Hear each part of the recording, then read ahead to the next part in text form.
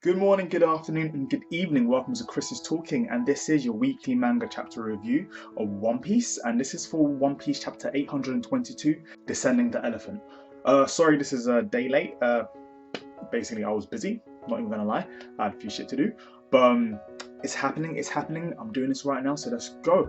So this chapter is it's mostly just confirming exactly where the characters from the Zou Arc will be going. The Straw Hats, the Minks, and Law's team, and the Wano Samurais, where they will all be separating to. And they explained this in the previous chapter, but this time they wanted to really focus more on the Minks, exactly where some of the Minks would be going.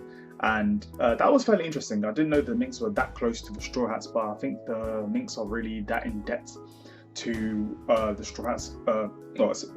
Mostly Sanji and the crew that were there on Zou first before Luffy and the rest of the Straw Hats came along. So I think that was really nice, and that's pretty much what this is pretty much what the chapter was focusing on. I'm cool with that. It was more of a plot progression chapter, which is good because we finally get to leave the Zou Arc. Zou Arc wasn't even that long, so I don't know why I'm saying finally, but I think because we've had a track record of being on an arc for such a long time, once we got onto the Zou Arc, which was on Zenusha's the elephant walking for a while, I was thinking to myself originally, this could be a drag because they're not even really on a huge continent or a country or anything, just on an elephant really. So I didn't really know how creative they could get with that, but I see that this is more of a pit stop arc to the new arc that we're going into now, which is the Versus 4 Emperors arc, where Luffy will be versing obviously the 4 Emperors. But I don't think that will be versing the 4 Emperors all at once, because they did confirm last year that the One Piece storyline still has a fair way to go. So we can expect to have this next arc split into several pieces, where they'll focus probably first on the Straw Hats who didn't have the limelight in the Dressrosa arc, being, who was it again? Nami, Sanji, Usopp, and Chopper. Yeah, so yeah, that's who's mostly going to be focused on in this arc. And in the other parts of the 4 Yonko arc, I feel like that will probably come like in a year's time, because we really didn't get to see much of Sanji in the Dressrosa arc. And I'm a big Sanji fanboy. I really liked still watching Sanji do his foolish stuff. Whenever there's a Sanji versus Zoro fanboy argument, I'm always on the Sanji side, because people kind of underestimate how strong Sanji is. And I'm really glad that in the arc before that, the Punk Hazard arc, when Sanji was versing not Smoker.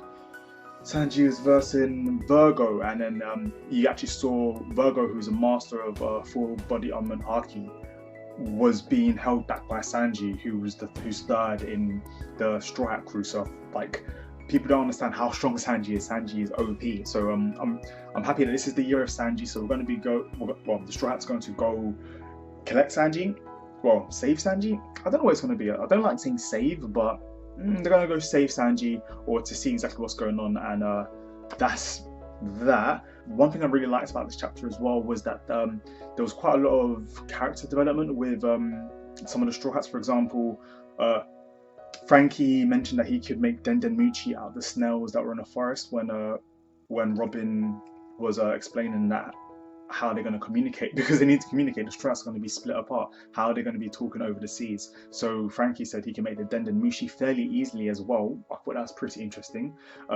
Usopp showed his genius level skills of inventing stuff, like as usual, using the pop green to make to upgrade Nami, which is fantastic, because we haven't seen Nami do fuck all in a while. The last time we saw her do some really awesome stuff was in the Skypiea arc, and I thought that was pretty cool. And after the time skip, we got to see her really get stronger, develop her weather abilities, weather powers. They might as well be abilities, because she has the levels.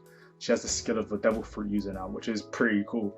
So Usopp upgraded her, thus improving Usopp's character development and Nami's potential role in the Big Mom arc, because I'm wondering who will she be fighting, because Oda wouldn't just use this information, wouldn't just give us this information for just the sake of Nami having extra powers. I feel like Nami's going to be probably fighting somebody who is quite formidable, but her control of the weather and her understanding of things is really going to come in handy in the Big Mom arc. And yeah, so as I know I've repeated this, but I'm really interested to see who Nami is going to go against, because we haven't seen Nami fight in a while. And it'd be pretty awesome if Nami ended up defending Sanji from like some of the girls or some of the people in a wedding and stuff like that. I think that'd be pretty cool, considering that weird infatuation that Sanji's had for Nami for such a long time throughout the whole series. So that's pretty awesome. Oh yeah, and Zoro also stated that whilst he's staying behind, when he goes to the Wano Kingdom, he's going to round up the Wano samurais. So whether it means that later on down the line we're going to have a moment where Zoro, where the manga chapters are mainly focused on Zoro, or whether it's going to be a flashback when they all meet up again, so we won't actually have a moment with Zoro, but when the Straw Hats meet up again after the Big Mom arc, Zoro has a flashback about Oda gives us a flashback about Zoro and his fighting and like how he was training with the Wano samurais. I think that'd be pretty cool. But yeah, so I'm really interested to see where that goes, because Zoro will be able to train a bit more and hopefully be able to fight against the Wano samurais, because they were stated to be some of the strongest samurais in the One Piece universe. So yeah, that's pretty cool. And Momonosuke as well also stated that he's going to stay behind and talk to Zenitsu and find out exactly why only he can speak to Zenitsu and why Zenitsu can only speak to him, because Luffy could hear the voice and a few of the other Minks could hear the voice. The people were fairly powerful, but it was only a one-way system to listen. But Zenitsu and Momonosuke could actually communicate with each other.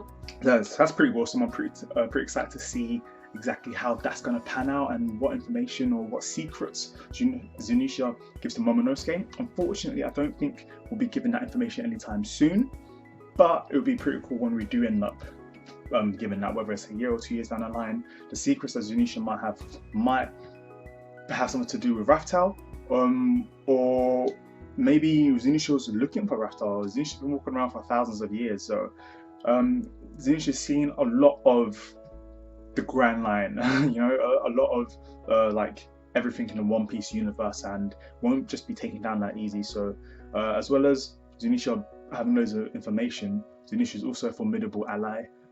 Even though it is a country, it is also very powerful, as shown in the previous chapter, easily destroying the 1 billion berry warrior Jack. So yeah, something that was pretty interesting is at the end, Oda brought back Vivi from the Alabasta arc. I thought that was pretty cool. We haven't seen her in a while.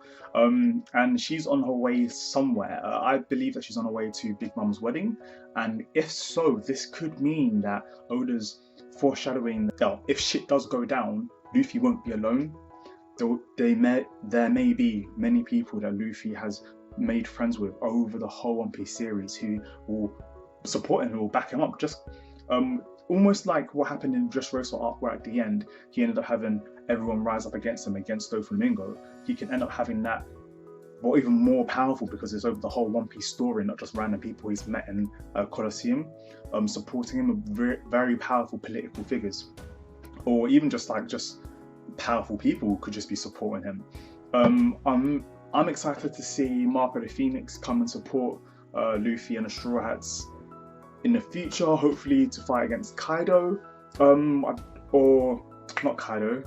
Well, yeah, it could be fighting against Kaido, but sorry, I was meant to say against Blackbeard.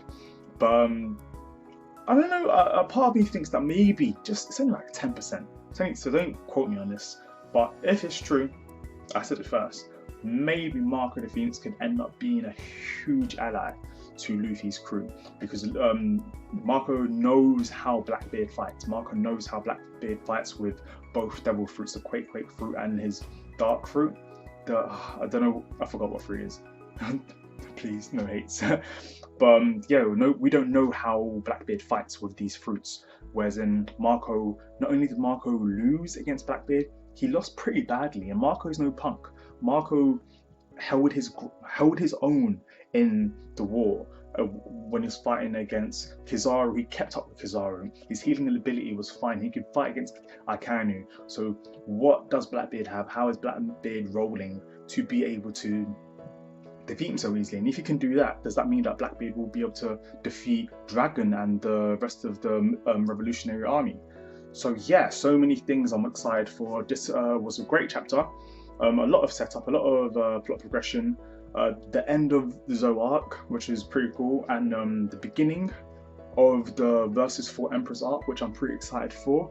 Hopefully we start seeing exactly what's going on, because Oda's been giving us loads of cliffhangers but not really connecting any of them. So just like the last one with the whole Apu on the phone talking to Kaido, what's that about, and on the Denden Mushi.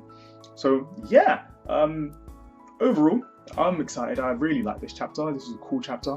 I'll give this a strong 8, an 8.5. I'll give it more, but I don't know. I just feel like there was something missing. I don't know what it was, but I personally feel like there was just something little missing, which could have given it like a 9 or a 10. But it's a strong 8, and I'm really excited for the next chapter. If you've read the previous chapters, feel free to check out my other reviews of One Piece 821 review, which I posted up last week, and I've been posting up One Piece reviews on a weekly regular basis, so do feel free to check them out to see what I've been talking about and all my different theories and thoughts. You can also follow me on Twitter, where I'm always tweeting away, giving out my thoughts, sending out One Piece pictures, reviews, just too short, just quick reviews, just loads of information really. If you like this, feel free to like, subscribe, share. It will be fantastic. And just remember, Chris is talking, and I'll see you in the next one. Peace.